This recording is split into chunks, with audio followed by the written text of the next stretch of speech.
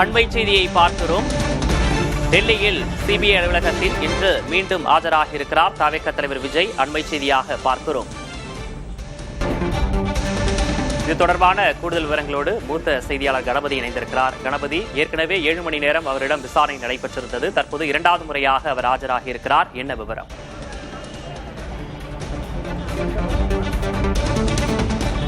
பலத்த காவலுக்கிடையே சிபிஐ தலைமை அலுவலகத்தில் விஜய் தற்போது ஆஜராகியிருக்கிறார். அவரிடம் விசாரணை தொடங்குகிறது. இன்று இந்த விசாரணையை நிறைவு செய்ய வேண்டும் என சிபிஐ அதிகாரிகள் திட்டமிட்டிருக்கிறார்கள். ஏற்கனவே கடந்த திங்கட்கிழமை அன்று அவரிடம் நீங்கள் சொன்னது போல 7 மணி நேரம் விசாரணை நடைபெற்ற போது கரூர் சம்பவம் தொடர்பாக பல்வேறு விவரங்கள் கேட்கப்பட்டன. கரூர் சம்பவத்துக்கு எத்தனை நபர்கள் ஆதரவாளர்கள் அங்கே அதில் பங்கேற்பார்கள் என திட்டமிடப்பட்டிருந்தது. ஆனால் உண்மையாக அங்கு கூடியிருந்தவர்களின் கூட்டம் அதிகமாக இருந்த விவரம் யாருக்கெல்லாம் தெரிவிக்கப்பட்டது? கட்சி நிர்வாகிகளுக்கு இந்த விவரங்கள் தெரியுமா? காவல்துறையிடம் இந்த விவரங்கள் குறித்து விவாதிக்கப்பட்டதா? மாவட்ட நிர்வாகத்துக்கு தெரிவிக்கப்பட்டதா? போன்ற பல்வேறு விதமான கேள்விகள் தமிழக வெற்றி கழக நிர்வாகிகளிடம் தொடர்ந்து கேட்டறியப்படுகின்றன. ஏற்கனவே ஆனந்த், ஆதவ் அர்ஜுனா மற்றும் நிர்மல்குமார் உள்ளிட்ட பலரிடம் விசாரணை நடைபெற்றிருக்கிறது. அதைத் தொடர்ந்து தற்போது 2வது முறையாக தமிழக வெற்றி கழக தலைவர் விஜயிடம் விசாரணை நடைபெறுகிறது. இன்றைய விசாரணைக்காக சிபிஐ தலைமை அலுவலகத்திலே பலத்த பாதுகாவல் ஏற்பாடுகள் செய்யப்பட்டிருக்கின்றன. டெல்லி காவல்துறை இங்கு அதிகம் கூட்டம் கூடிவிடாதபடி சாலையின் ஒரு பக்கத்தை மூடி இருக்கிறது. இன்னொரு பக்கத்தில் இருந்துதான் செய்தியாளர்கள் கூட செய்திகளை சேகரிக்க வேண்டும் என தற்போது அந்த அளவுக்கு பாதுகாப்பு அதிகரிக்கப்பட்டிருக்கிறது. துணை ராணுவ படைகளைச் சேர்ந்தவர்களும் பாதுகாப்பு பணியிலே ஈடுபட்டிருக்கிறார்கள். இன்று நாள் முழுவதும் விஜயிடம் விசாரணை நடைபெறும் என சிபிஐ அதிகாரிகள் தெரிவித்தார்கள். மதியம் உணவு இடைவேளைக்கு கூட வெளியே செல்வதாக திட்டமில்லை. உணவு வெளியிலிருந்து இங்கே கொண்டு வந்து அவருக்கு வழங்கப்படும் எனதான் திட்டமிடப்பட்டிருக்கிறது. நேற்று இரவு சுமார் 7:30 மணிக்கு டெல்லி வந்தடைந்த விஜய் தனியார் விமானம் மூலமாக டெல்லி வந்தடைந்த பிறகு இங்குள்ள நட்சத்திர விடுதி ஒன்றிலே தங்கியிருந்தார். இன்று காலை அவர் அரை மணி நேரம் முன்பு அங்கிருந்து புறப்பட்டு தற்போது டெல்லியில் உள்ள சிபிஐ தலைமை அலுவலகத்துக்கு வந்திருக்கிறார். இன்று நாள் முழுவதும் அவரிடம் விசாரணை நடைபெற இருக்கிறது. ஏற்கனவே தமிழ்நாடு காவல்துறையைச் சேர்ந்த அதிகாரிகள் மற்றும் மாவட்ட நிர்வாகத்தைச் சேர்ந்தவர்கள் ஆகியோரிடம் கரூரிலே கூட்ட நெரிசல் ஏற்பட்டது எப்படி, வேலுச்சாமிபுரம் அருகே கூட்ட நெரிசலில் சிக்கி 41 நபர்கள் உயிரிழக்க காரணங்கள் என்ன என்பது தொடர்பான விசாரணை விவரங்கள் கேட்கப்பட்டு வருகின்றன. அதே விவரங்கள் இன்று விஜயிடம் கேட்கப்படும் என தெரிகிறது. சற்று நேரம் முன் தான் விஜய் கருப்பு நிற வாகனத்திலே டெல்லி சிபிஐ அலுவலகத்துக்கு வந்து சேர்ந்தார். அங்கே காத்திருந்த அதிகாரிகள் உடனடியாக அவரை விசாரணை நடக்கும் இடத்துக்கு அழைத்து சென்று விட்டார்கள். தற்போது விசாரணை தொடங்கி இருக்கிறது. அந்த விசாரணை இன்று நாள் முழுவதும் நடைபெறும் எனவும் இன்று விசாரணைக்கு பிறகு விஜயிடம் மேற்கொண்டு விசாரணை தேவைப்பட்டால் மட்டுமே நடைபெறும் எனவும் இன்றே பிற விசாரணைகள் அனைத்தையும் முடிப்பதற்காக திட்டமிடப்பட்டிருப்பதாகவும் சிபிஐ அதிகாரிகள் தெரிவித்திருக்கிறார்கள். ஆகவே இன்று மிகவும் முக்கியத்துவம் வாய்ந்த விசாரணை தற்போது நடைபெற்றுக் கொண்டிருக்கிறது. அரசியல் ரீதியாக ஒருபுறம் பரபரப்பான சூழல், தமிழக வெற்றி கழகம் எத்தகைய கூட்டணியிலே இணையும் என்கிற கேள்விகள், இன்னொரு புறம் விஜயின் ஜனநாயகன் திரைப்படத்துக்கு இன்னும் தணிக்கை சான்று கிடைக்கவில்லை என்று அது தொடர்பான சர்ச்சைகளும் தொடர்ந்து கொண்டிருக்கின்றன.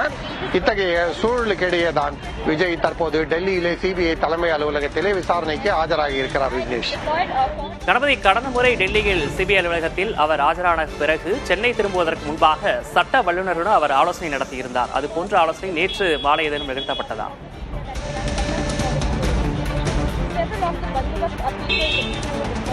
டெல்லியில் உள்ள வழக்கறிஞர்கள் குழு ஒன்றுடன் விஜய் தொடர்ந்து தொடர்பில் இருக்கிறார். அவர் சென்னை திரும்பிய பிறகும் கூட சட்ட ரீதியாக பல்வேறு ஆலோசனைகள் நடைபெற்றதாக அதிகாரிகள் தெரிவித்திருக்கிறார்கள். அதாவது விஜயிடம் கேட்கப்பட்ட கேள்விகள், அதற்கு அவர் அளித்துள்ள பதில்கள், மேலும் மேற்கொண்டு எத்தகைய விசாரணைகள் நடைபெறும், அதற்கு சட்ட ரீதியாக ஆதாரங்களை எல்லாம் எப்படி சிபிஐ அதிகாரிகளுக்கு வழங்குவது என்பது தொடர்பாக ஆலோசனை நடைபெற்றிருக்கிறது.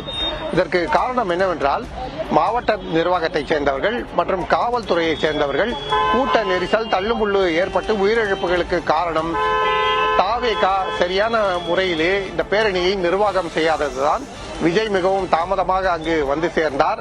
எவ்வளவு நபர்கள் அந்த பேரணியில கலந்து கொள்வார்கள் என்பது சரியாக திட்டமிடப்படவில்லை என்பது பல்வேறு விஷயங்களை குற்றச்சாட்டுகளை முன்வைத்திருக்கிறார்கள்.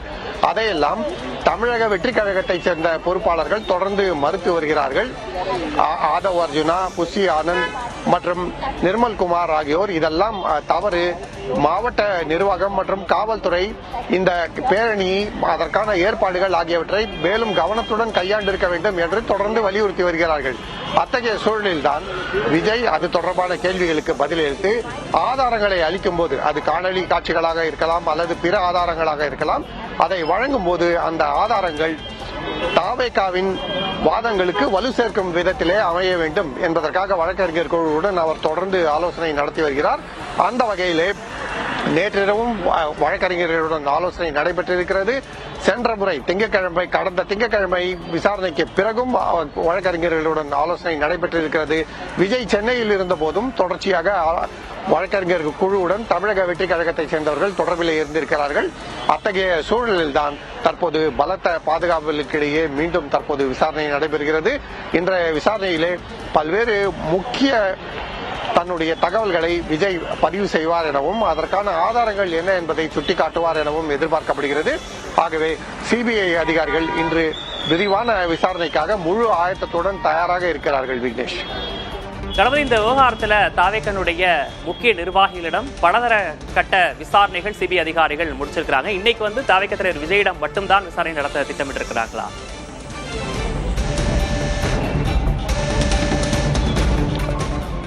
சிபிஐ இந்த வழக்கிலே இதுவரை கிட்டத்தட்ட 200 நபர்களிடம் விசாரணை நடத்தி சாட்சியங்களை பதிவு செய்திருக்கிறது. அதே போல ஒரு புறம் காவல்துறையைச் சேர்ந்தவர்கள், இன்னொரு புறம் மாவட்ட நிர்வாகத்தைச் சேர்ந்தவர்கள், இதை தவிர சம்பவம் நடந்த போது அங்கு இருந்தவர்கள், என்ன நடந்தது என்று நேரில் பார்த்தவர்கள் என்று பலதரப்பட்டவர்களிடம் தற்போது சாட்சியங்கள் பதிவு செய்யப்படுகின்றன. மேலும் பாதிக்கப்பட்டோர், அவர்களது குடும்பங்களைச் சேர்ந்தவர்கள் ஆகியோரிடமும் விவரங்கள் கேட்கப்பட்டிருக்கின்றன. அந்த வகையில்தான் தாவேகாவை சேர்ந்தவர்களும் தாங்கள் எப்படி இந்த நிகழ்ச்சிக்காக திட்டமிட்டிருந்தோம், எத்தனை மணிக்கு விஜய் சென்னையிலிருந்து புறப்படுவதாக இருந்தது, எத்தனை மணிக்கு அவர் கரூர் வருவதாக இருந்தது, வேலுச்சாமிபுரத்திலே எத்தனை மணிக்கு நிகழ்ச்சி நடைபெறுவதாக இருந்தது போன்ற பல்வேறு விவரங்களை ஏற்கனவே பதிவு செய்திருக்கிறார்கள்.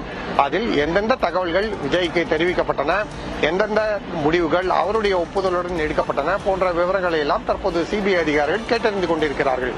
ஆகவே கரூர் சம்பவத்துக்கு காரணம் என்ன, கூட்ட நெரிசல் கட்டுக்கடங்காமல் போனது எப்படி, தள்ளுமுள்ளு ஏற்பட்டதற்கு என்ன காரணம், எதனால் இவ்வளவு அதிக எண்ணிக்கையிலே 41 உயிரிழப்புகள் நடைபெற்றன ஆகியவற்றை சிபிஐ கண்டறிய வேண்டும். நீதிமன்ற உத்தரவுப்படி இந்த விசாரணை நடைபெறுகிறது. ஆகவே சிபிஐ இந்த விவரங்களை எல்லாம் கண்டறிந்து அதை நீதிமன்றத்திலே தாக்கல் செய்ய வேண்டும். மேலும் இது தொடர்பான வழக்குக்கான ஆதாரங்கள் அனைத்தையும் சமர்ப்பிக்க வேண்டும். ஆகவேதான் இந்த விசாரணை மிகவும் முக்கியத்துவம் வாய்ந்ததாக இருக்கிறது. ஒரு புறம் சட்ட ரீதியாக என்னென்ன நடவடிக்கைகள் எடுக்க வேண்டுமோ அதை தமிழ்நாடு அரசு, தமிழ்நாடு காவல்துறை போன்றவை எடுத்துக்கொண்டிருக்கிறார்கள். இன்னொரு புறம் தமிழக வெற்றி கழகத்தைச் சேர்ந்தவர்களும் தங்களுடைய சட்ட ரீதியான நடவடிக்கைகளை எடுத்துக்கொண்டிருக்கிறார்கள். இதை தவிர சிபிஐ விசாரணையிலே என்னென்ன முக்கியமான விவரங்களை எல்லாம் தெரிவிக்க வேண்டும், அதற்கான ஆதாரங்களை வழங்க வேண்டும் என்பதற்கான நடவடிக்கைகளும் அவர்கள் எடுத்துக்கொண்டிருக்கிறார்கள்.